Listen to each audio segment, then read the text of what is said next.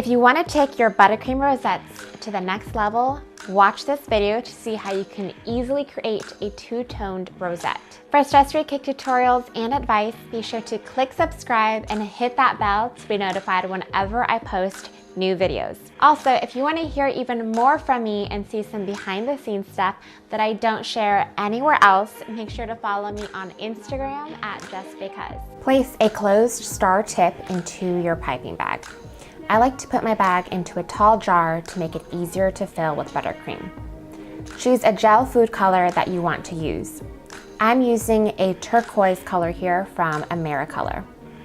Once you mix it in with your buttercream, use an angled spatula to apply this color into your piping bag. You want to make sure that the color goes at least halfway up the bag. You can also take your piping bag and just spread and smooth out the colored buttercream so that it is evenly applied throughout your bag. Place it back into your tall glass and make sure that the bag is opened wide. Then you can place your white buttercream into the center. Smooth out your bag and then squeeze your piping bag until the colors come out nicely and blended together. Then you can pipe a buttercream rosette or whatever you'd like. So there you have it, my super easy tutorial on creating a two-toned buttercream rosette.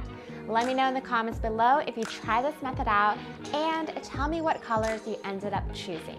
If you liked this video, be sure to click like, hit subscribe, and don't forget to grab my foolproof Swiss meringue buttercream guide listed below.